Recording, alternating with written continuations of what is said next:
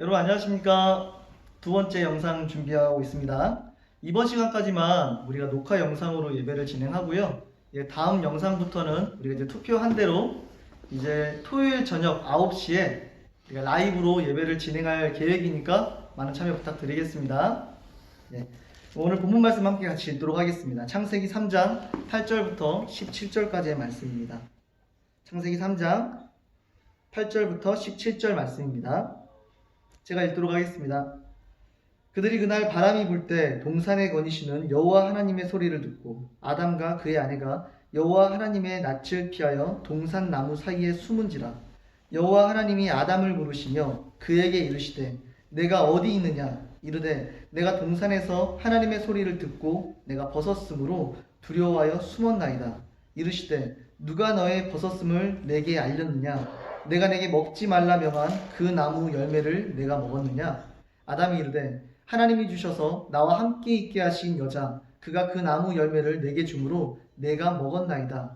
여호와 하나님이 여자에게 이르시되 내가 어찌하여 이렇게 하였느냐. 여자가 이르되 뱀이 나를 꿰므로 내가 먹었나이다. 여호와 하나님이 뱀에게 이르시되 내가 이렇게 하였으니 내가 모든 가축과 들의 모든 짐승보다 더욱 저주를 받아 배로 다니고 살아있는 동안 흙을 먹을지니라.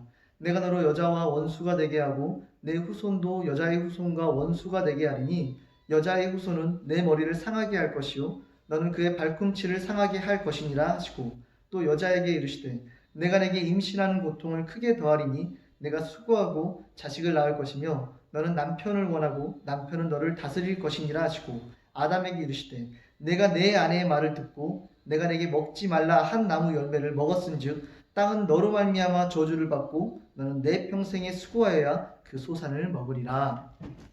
아멘. 네, 오늘 우리의 본문 말씀은 저번 시간에 이어서 이제 2탄입니다. 이제 이 본문 말씀이 조금 많은 내용들을 담고 있다 보니까 한 번만 더 추가적으로 이 부분을 좀 짚고 넘어가도록 하겠습니다. 오늘 본문 말씀을 보면 이제 하나님이 먹지 말라고 한 그 선악을 알게 하는 나무 열매를 먹어버린 우리 그들에게 하나님이 찾아가십니다. 근데 그들이 자기가 지은 죄가 있어서 그런지 나무 뒤에 이렇게 숨어 있었죠. 근데 그들에게 하나님이 말씀하십니다. 너 왜 숨었니? 너 혹시 선악을 알게 하는 내가 먹지 말라고 한 그 나무의 열매를 너가 먹은 거야? 그렇게 질문했을 때 아담과 하와의 반응이 참 재밌었어요. 한번 보면 이 12절 말씀에 아담이 이르되 하나님이 주셔서 나와 함께 있게 하신 여자 그가 그 나무 열매를 내게 주므로 내가 먹었나이다.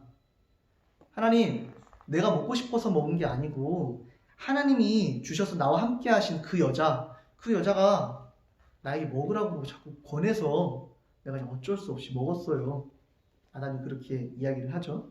그럼 여자는 어떻게 대답했을까요? 13절은 여호와 하나님이 여자에게 이르시되 내가 어찌하여 이렇게 하였느냐. 여자가 이르되 뱀이 나를 꿰므로 내가 먹었나이다.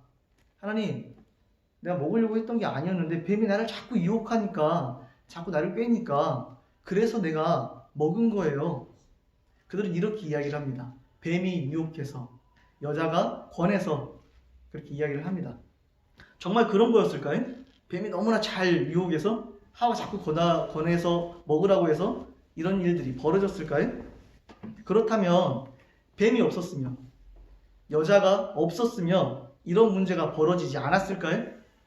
그런데 하나님은 이 성경 말씀을 통해서 그런 게 문제가 아니었음을 분명하게 말씀하고 계세요. 어떻게 이 이야기들이 시작되었을까요? 우리가 3장 5절 말씀을 한번 보도록 하겠습니다. 창세기 3장 5절 말씀에 뱀이 이제 여자를 유혹할 때 이렇게 이야기를 합니다. 너희가 그것을 먹는 날에는 너희 눈이 밝아져 하나님과 같이 되어 선악을 알 줄 하나님이 아시니라. 뱀이 이렇게 유혹을 합니다. 왜 그걸 먹지 말라고 하나님이 말씀하셨는 줄 알아? 너가 그걸 먹으면 눈이 밝아져서 선악을 알게 되고 하나님처럼 될까봐. 그래서 하나님이 먹지 말라고 하신 거야. 하나님처럼 될까봐. 여러분, 이게 포인트예요. 단순히 선악을 알게 하는 열매를 따먹었다, 따먹지 않았다, 이게 문제가 아니었습니다. 그들의 마음의 중심, 하나님이 이 부분을 성경을 통해서 우리에게 말씀하고 계시는 거예요. 너의 마음의 중심이 어떠니? 너의 마음의 중심은 어떠니? 하나님 그렇게 이야기를 하고 계신 겁니다. 여기에서 하나님처럼 된다, 라는 말은 무엇을 상징하는 걸까요? 내가 하나님처럼 된다. 이게 뭐 그냥 이렇게만 들었을 때는 하나님처럼 되는 게 뭐가 그렇게 나쁜 거여서 그게 뭐 그렇게 큰 잘못된 건가? 뭐 이렇게 생각할 수도 있습니다. 그러나 이 표현이 무엇을 상징하는지 우리가 바로 알아야만 합니다. 하나님처럼 된다. 사실 이건 무엇을 이야기를 하냐면 이때 당시에 이 에덴 동산에서의 그 질서가 어땠는지 우리는 꼭 살펴보아야 해요. 이때 당시에는 창조주이신 그 하나님 그리고 피조물인 그들 이 관계 가운데에서 하나님은 절대적인 그 통치를 상징하는 에덴 동산에서 너희가 마음껏 통치하고 다스려 이렇게 명하셨던 그런 공간이었어요. 하나님의 통치와 하나님의 은혜 안에서 그들은 마음껏 그 모든 일들을 할 수 있도록 하나님 그 일들을 맡기신 것입니다. 그런데 그들이 너무 큰 자유와 너무나 큰 은혜를 허락받았기 때문이었을까요? 만족하지 않았던 것 같아요. 내가 뭔가 마음대로 할 수 있는 이 모든 일들이 점차 시간이 길어지다 보니까 이전에는 피조물인 나의 삶 가운데 하나님이 이렇게 큰 은혜를 주셨구나. 하나님 감사합니다. 이렇게 고백했을 그들이었는데 너무나 큰 자유를 누리고 마음대로 행하다 보니까 그들의 마음 가운데 그것마저도 이제 내가 마음대로 하고 싶다. 나도 이제 더 이상 하나님께 간섭받고 싶지도 않고 하나님 눈치 보고 싶지도 않고 이제 내가 내 삶의 주인이 되어서 내가 원하는 대로 내 마음대로 하고 살고 싶어. 우리가 언제까지 이렇게 하나님 안에서 존재해야 돼? 어쩌면 그들은 그런 마음을 가졌을지도 모르겠습니다. 여기서 이야기하는 하나님처럼은 나의 창조주이신 내 하나님을 이제는 거절하고 내 마음대로 하고 싶어요. 내 뜻대로 하고 싶어요. 내가 내 삶을 결정하고 내가 내 삶의 주인이 되어서 내가 알아서 살고 싶어요. 나도 이제 그 위치로 가고 싶습니다. 그런 것을 어쩌면 이들의 마음 가운데 그런 마음이 있었을 수도 모르겠습니다. 하나님 이 마음의 중심을 말씀하고 계시는 거예요. 뱀이 유혹했기 때문에? 여자가 권했기 때문에? 아니요. 만약에 하나님이 뱀을 없앴다면 여자가 존재하지 않았다면 그랬다면 이 문제들이 달라졌을까요? 아닌 척하고 살았을 수는 있을 것 같아요. 괜찮다고 하나님 나 괜찮아요. 하나님 안에서 정말 자유롭게 사는 게 너무나 감사해요. 아닌 척하고 살아갈 수도 있었겠지만 하나님은 오히려 이 사건을 통해서 너희의 마음의 중심이 무엇이니? 너희의 마음의 중심 가운데 내 은혜 가운데 살아가는 것이 내 통치 안에 존재하는 것이 정말 행복한 것으로 받아들여지고 있니? 하나님 이 부분에 대해서 이 말씀을 통해서 비추시는 것입니다. 우리에게도 동일하게 하나님 이 말씀을 통해서 질문하고 계십니다. 여러분은 어떠신가요? 하나님의 은혜 안에 사는 것이 하나님의 다스림과 하나님의 계획 아래 살아가는 것이 여러분에게 정말 행복한 것이다라고 느껴지시나요? 아담과 하와는 아니었던 것 같아요. 이것만 벗어나면 내가 마음대로 살 수 있으면 내가 내 삶의 주인이 되어서 결정하고 사는 것이 오히려 더 행복한 것이 아닐까? 그들은 고민했던 것 같아요. 그랬으니까 이런 것들을 바랬겠죠? 여러분들은요? 여러분들은 좀 다른 생각을 하고 계시나요? 하나님이 말씀을 통해서 우리에게 그렇게 질문하고 계십니다. 너희의 마음의 중심은 어떠니? 정말 너희는 내 안에 존재하는 것을 행복하다고 생각하고 있니? 성경은 마치 아담과 하와가 죄를 지어서 에덴 동산을 쫓겨난 것으로 기록하고 있지만 반대로 이야기를 해보면 어쩌면 아담과 하와가 하나님 안에 존재하는 것을 거절했던 것처럼 보여집니다. 난 더 이상 하나님 안에 살고 싶지 않아요. 완전한 하나님의 통치 안에 존재하는 그 에덴 동산을 떠나서 내가 내 마음대로 하고 싶어요. 어쩌면 그들이 그 에덴 동산을 가출했을지도 모르겠습니다. 그리고 성경은 그렇게 하나님의 은혜를 벗어나서 존재하게 된 그 아담과 하와 그들이 정말 행복했을까?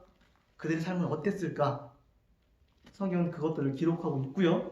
또한 성경은 하나님 은혜를 벗어난 그들의 삶이 결코 행복하지 않았다라는 것, 그리고 너희가 내 안에 존재할 때, 내 안에 살아갈 때 그것이 얼마나 행복한 삶이었는지를 이제는 기억하고 나에게 돌아와라. 내게 다시 돌아와라. 집 나간 나의 자녀들아, 가출한 나의 자녀들아, 아버지이신 하나님이 그들에게 얘들아 힘들지? 너무나 고통스럽지? 그거 행복한 거 아니야. 내 은혜를 벗어나서 살아가는 거 그거 행복한 거 아니야. 이제 내가 보호해 줄게. 내 안에서 이전처럼 마음껏 자유롭게 마음껏 누리면서 마음껏 은혜를 찬양하며 그렇게 살아. 하나님은 오늘도 우리의 삶 가운데 그것들을 질문하고 계십니다. 권유하고 계세요. 여러분은 어떻게 하시겠습니까? 여러분은 아직도 갈등하고 계시나요? 정말 하나님과 상관없이 내가 내 삶의 주인이 되면 정말 행복할 것 같나요? 지금 이 부분이 분명하게 우리 안에서 정리되어지지 않더라도 괜찮습니다. 왜냐하면 성경은 일관적으로 이 부분에 대해서 우리에게 말씀하고 계시기 때문이에요. 다 이해되어지지 않더라도 괜찮습니다. 이렇게 영상을 통해서라도, 아니 우리가 함께 예배드리는 이 시간들을 통해서라도 내가 다 이해되어지지 않지만 여전히 내 마음은 하나님과 상관없이 내가 내 삶의 주인이 되고 싶고 주님의 간섭이 귀찮고 그렇게 살고 싶지 않은 마음들이 존재할 수 있지만 괜찮습니다. 이곳에 와서 같이 한번 배워보는 거예요. 그게 정말 진짜 행복한 걸까? 이게 죄라고 이야기를 하는데, 내 안에 생겨나는 이런 마음들이 죄라고 이야기를 하는데 그게 진짜 죄일까?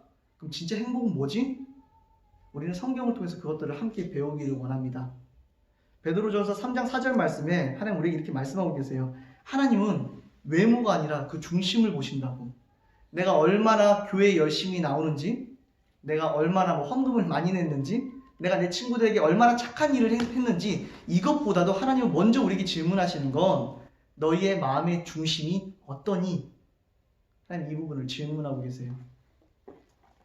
여러분, 마음을 열고 귀를 열고 하나님의 음성에 귀를 기울여 보시기 바랍니다. 오늘도 하나님은 우리에게 이야기하고 계세요. 아버지신 우리의 하나님은 집 나간 내 자녀들아 돌아와라. 너희가 존재하는 그곳에서 더 이상 고통받지 말고 고생하지 않고 다시 아버지의 집으로 돌아와. 내 안에 거해, 내 안에 살아. 이게 너에게 가장 큰 안식이고 가장 큰 평안이며 가장 큰 은혜임을 이제는 정말 기억하고 다시 돌아와서 이것들을 누리며 살아라. 하나님은 우리에게 오늘도 그렇게 말씀하고 계십니다. 이 하나님의 음성이 여러분의 마음 가운데 그대로 동일하게 전해지기를 예수님의 이름으로 축복합니다. 감사합니다.